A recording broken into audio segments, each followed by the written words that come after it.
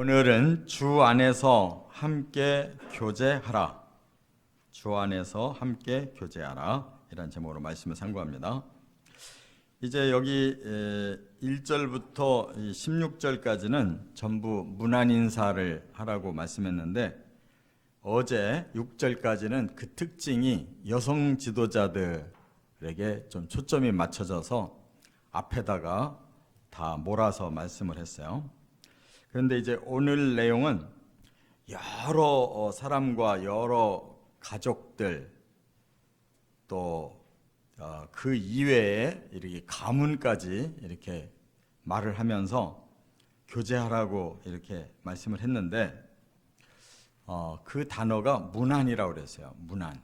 그러니까 문안이라는 말은 그냥 인사를 주고받는다. 우리 한자로는 인사를 주고받는다는 건데, 그 정도의 뜻이 아니고, 이 원어가 아스파조마이라고 그래요. 아스파조마이. 이 말은 이렇게 서로 이렇게 껴안는다는 뜻이에요. 포옹한다. 그런데 이건 육체적인 포옹을 하는 게 아니고, 여기 뒤에 끝절에 보면 16절에 이렇게 말씀했어요. 너희가 거룩하게 입맞춤으로 서로 문안하라. 그랬으니까 거룩한 입맞춤을 말하는 거예요. 그러니까 영적인 친밀함을 나누라, 그런 뜻이에요. 그래서 이거에 딱 맞는 단어가 따로 있어요. 그는 바로 코이노니아라는 뜻이에요. 코이노니아. 이 코이노니아라는 말은 신령한 교제. 그러니까 믿음을 함께 가진 사람들이 영적으로 친밀하게 이렇게 서로 교제하라는 뜻이에요. 그래서 왜 사도 바울이 이렇게 여러 사람 이름과 또 가족들, 가문까지 이렇게 많은 사람들을 왜 한꺼번에 문안하라고 했을까? 참 이상하다.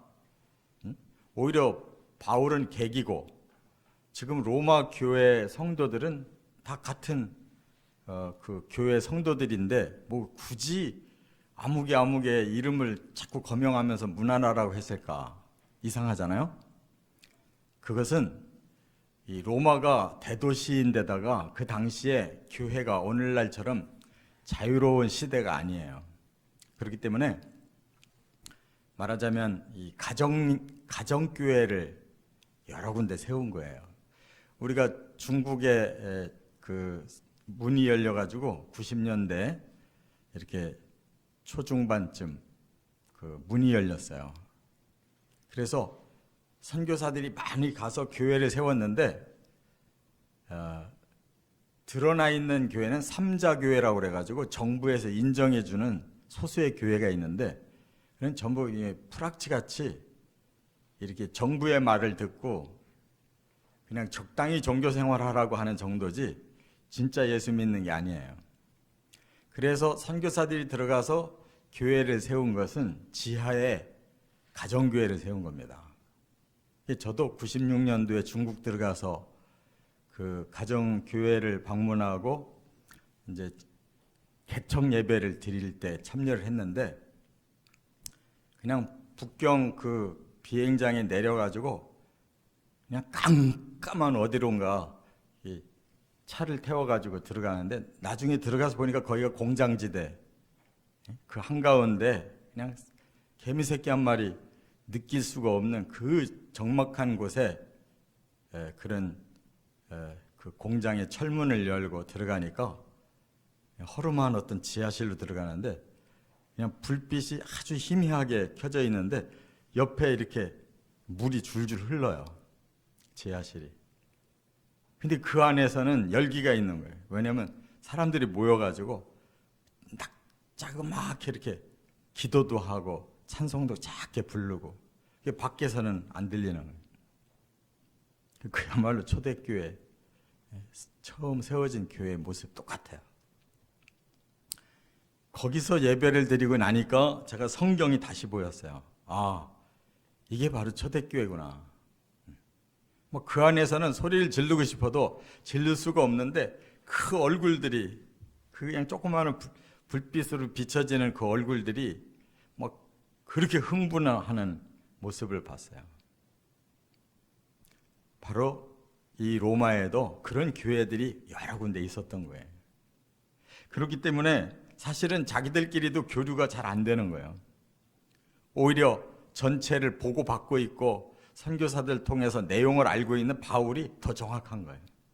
그러니까 지금 엮어져 있는 그런 개인들, 가족들, 가문들, 성도들의 관계를 훤히 아는 바울이 지금 엮어주는 거예요. 지금 어디 누구에게 문화나라는 거는 그렇게 있다는 말이에요. 그런 모이는 가정교회들이 있고 너희들이 알고 힘내고 서로 영적으로 격려하고 교제 나눠야 된다. 그런 얘기예요. 이거 얼마나 실감나는 거예요. 지금같이 주 안에서 함께 교제하라 그러면 그러려니 하지. 하나도 감동이 안 오는데 그 상황에서 이렇게 주 안에서 함께 신령한 교제를 나누십시오 하는 거는 뭐 얼마나 가슴이 뜨거운 말인지 몰라요. 그러니까 얼마나 지금 이 자유로운 세계에서 신앙생활 한다는 게 얼마나 엉터리인가를 알 수가 있는 거예요. 그래서 뭘 소개하면서 이렇게 교제하라고 했는지 우리가 교훈을 받아야 될 게 있어요. 첫째, 7절에 보니까 주 안에서 함께 고난을 받은 자들이다.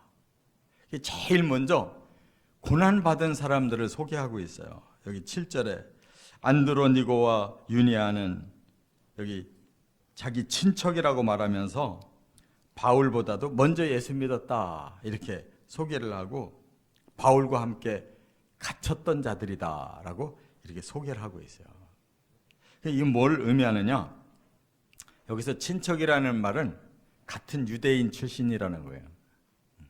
로마에 같은 유대인 출신이 정착해서 예수 믿고 이렇게 주를 위해서 바울과 함께 감옥 생활까지 한 사람들이 있다. 그러니까 제일 먼저 소개할 수밖에 없잖아요. 예수를 믿고 감옥 생활까지 할 만큼 완전히 죽게 헌신된 이런 평신도들, 바울이 그를 먼저 소개할 수밖에 없어요. 그리고 거기에 또 뭐라고 소개하냐면 사도들에게도 존중이 여겨진 자들이다 그랬어요.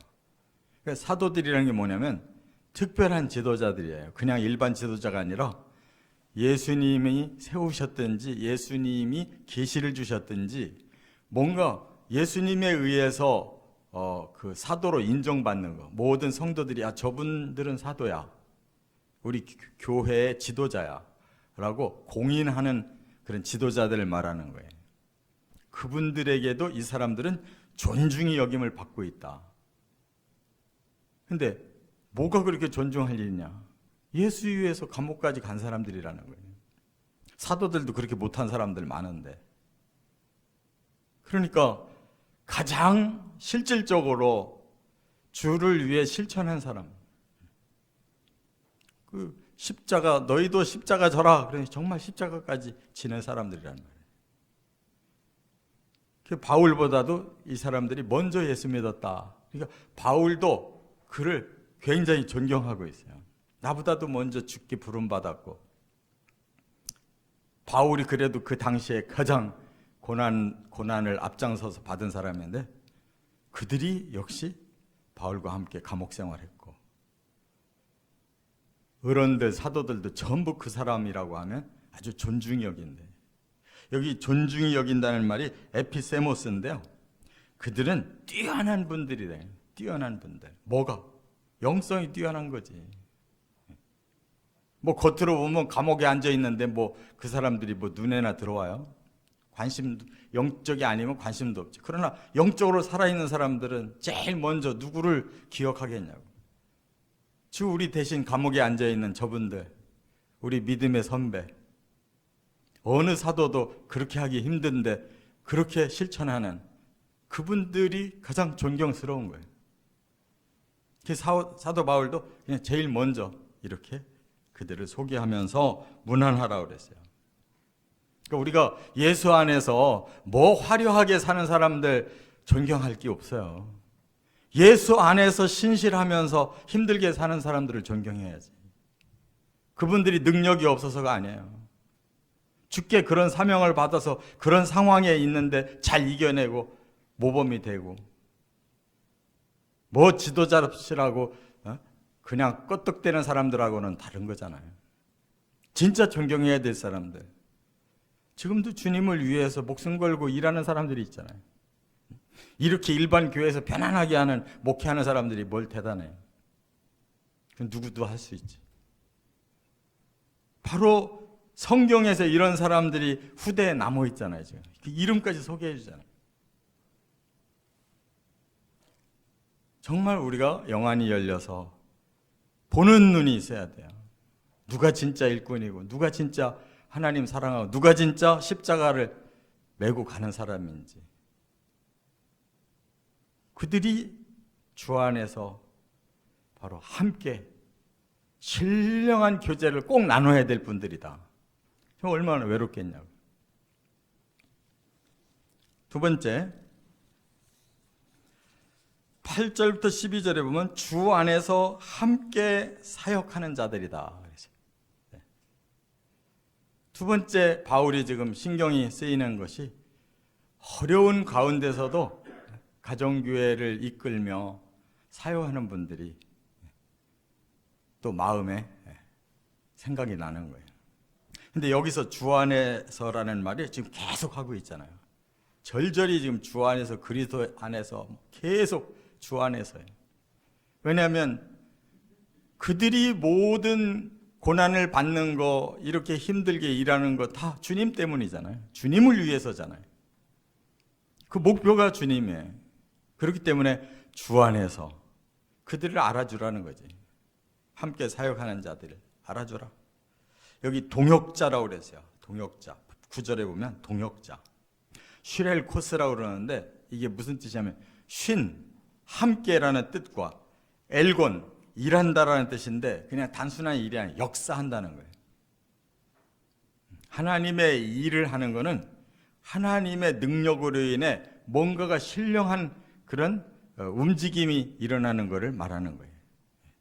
뭐 이거 좀 봉사하고 저거 봉사한다는 정도가 아니라 영적인 뭔가 역사가 일어나는 일을 하고 있다, 이분들이.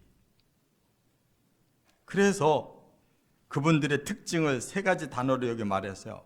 8절과 9절 하반절에 보면 사랑하는 이라고 그랬어요. 사랑하는.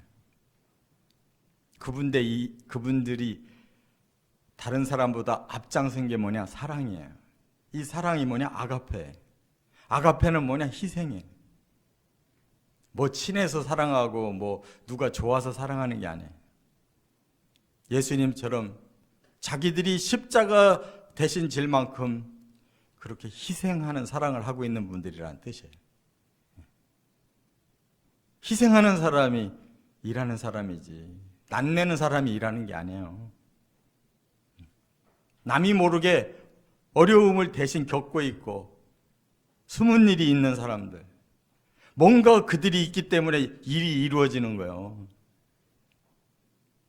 그게 희생의 사랑인 거예요. 그게 사역이고, 드러내는 데에서만 화려하게 하는 척하고 뒤에서는 그런 숨은 봉사와 헌신이 없으면 그거는 사역이 아니에요. 사랑이 있어, 사역이. 10절에는 인정함을 받았다. 이게 원어가 도키모스예요. 이 말은 뭐예요? 시험해가지고 합격했다는 뜻이에요. 누구한테 시험받고? 하나님 앞에 시험받고 합격한 사람들.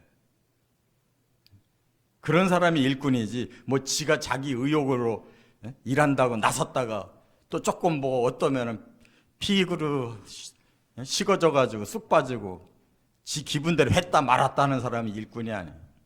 하나님께 인정을 받았다. 저 사람은 하나님이 입증해 준 사람이다. 도키마죠. 도키모스. 이 정도 돼야 일꾼이지. 그 다음에 그 사람들의 특징이 뭐냐? 12절에 보니까 수고하는 사람들이다. 또 12절 하반절에는 많이 수고하는 아무개 그랬어요. 수고하는 것도 정도가 달라요. 이 수고가 코피아오라고 그래요. 코피아오. 이 수고라는 말은 그냥 다 쏟아가지고 쓰러질 정도를 말하는 거예요. 그냥 뭐 좀 봉사해놓고 수고하셨습니다를 인사말 듣는 정도가 아니라 저분들 정말 거기에다가 완전히 진액을 다 쏟았어. 이런 사람들을 말하는 거예요. 거기다가 많이 폴라라는 단어가 들어가면 저분은 그들 중에서도 특별히 죽을 만큼 헌신한 사람들이야. 그런 뜻이에요. 이런 사역자들을 좀 신령한 교제를 해라. 알아주라는 거지. 세 번째, 13절부터 16절에 주 안에서 함께 가족이 된 자들이다. 그 흩어져 있는 가정교회 겉으로 보면 아무 힘이 없잖아요. 그럼 뭘로 엮어져 있느냐? 우리는 하나님의 한 가족이다. 그래서 영적 연대가 이루어지는 거예요. 여기 보니까 13절에 어머니, 바울이 내 어머니다라고 말하는 분이 있어요. 주 안에서 택하심을 입은 루포와 그의 어머니에게 문안하라. 그의 어머니는 내 어머니니라. 그럼 바울의 친어머니냐? 아니에요. 그냥 영적으로 어머니로 여기고 있는 훌륭한 여자 성도를 말하는 거예요. 그러면 이 루포와 그의 어머니라고 그러는데 이 루포가 누구냐? 바로 아버지가 구레네 시몬이라는 사람이에요. 구레네 시몬. 그가 마태, 마가, 누가복음에 보면 예수님이 십자가를 지고 가시다가 너무 힘들어서 쓰러지니까 더 이상 진행을 못하니까 군인들이 옆에 사람을 찾아본 거예요. 구레네 출신의 시몬이라는 사람을 붙잡아다가 대신 십자가를 지워요. 억지로 십자가를 지웠다고 그랬어요. 그게 인연이 된 거예요. 그래서 그의 가문이 이렇게 예수 믿고 지금 로마에 살고 있는 거예요. 그리고 그 구레네 시몬의 아내를 보고 지금 바울이 그분이 나의 어머니다라고 말하고 있는 것은 그만큼 그의 사랑을 받고 도움을 받고 있다는 거예요. 어머니로 모실 만큼. 영적인 어머니지.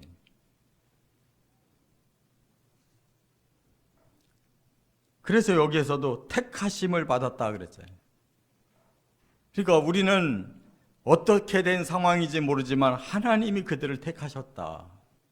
내용을 들어가 보니까 예수님의 십자가를 억지로 졌지만 나중에 그것이 복이 돼가지고 하나님의 믿음의 가문으로 택함 받았다. 얼마나 믿음이 좋은지 그 시몬의 아내 루포의 어머니가 바로 바울이 어머니라고 칭할 만큼 훌륭한 신앙의 가문을 이뤘다는 거예요. 그 다음에 14절에 보면 형제들에게 문안하라 그러면서 쭉 이름을 쓰고 15절에는 자매와 또 뒤에 모든 성도들에게 문안하라 이렇게 쭉 설명을 하는데 여기서 특징이 뭐냐? 누구는 어머니라고 부르고 누구는 형제라고 부르고 누구는 자매라고 부르고 누구는 모든 성도라고 부르는 이게 바로 영적인 가족이라는 거잖아요. 특별한 일은 하지 않지만 모든 성도들이 다 우리 영적 가족이다. 주 안에서 우리는 한 가족이 됐다. 영원히 성도로서 하나님 나라에 살 가족이다. 지금은 로마에서 이렇게 몰래 믿느라고 다 흩어져서 작게 가정교회를 이루고 서로 잘 연락도 못하고 이렇게 외롭게 신앙생활하고 있지만 그러나 우리는 남남이 아니다. 다 영적 가족이다. 언젠가 함께 모여서 영원히 살 성도들이다. 이런 말을 할 때 뭔가 영적으로 힘이 불끈불끈 나는 거지. 너무 자유스러워서 뭐 교회 다니나 안 다니나 뭐 아무 표도 안 나고 신자 만나나 안 만나나 뭐 아무 감격이 없어. 그게 뭔 영적 가족이에요. 신앙생활 이렇게 해야지. 그래서 그들에게 거룩한 입맞춤으로 그런 거예요. 거룩한 입맞춤. 서로 떨어져 살더라도 우리는 예수 안에서 같이 거룩한 신자가 되고 거룩한 성도로 하나님 아버지의 품에 살 자들이다. 이게 코이노니아라는 거예요. 신령한 교제. 정말 우리는 그냥 아무것도 모르고 읽으면은 아니 뭐 이렇게 여러 사람 이름을 거명하고 뭐 쓸데없이 필요도 없는 것 같은 말씀을 여기다 써놨을까 싶은데 알아들어가면 알아들어갈수록 기가 막힌 거예요.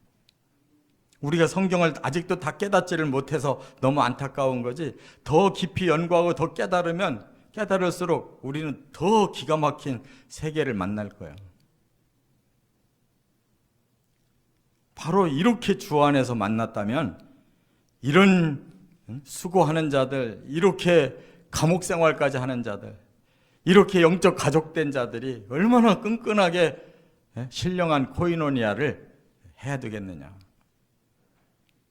바로 우리의 마음에 이런 영적인 감동이 좀 살아나서 세속화된 교회지만 그래도 그 속에서 이런 신령한 교제들이 서로 이루어지는 저와 여러분 되시기를 주의 이름으로 축원합니다.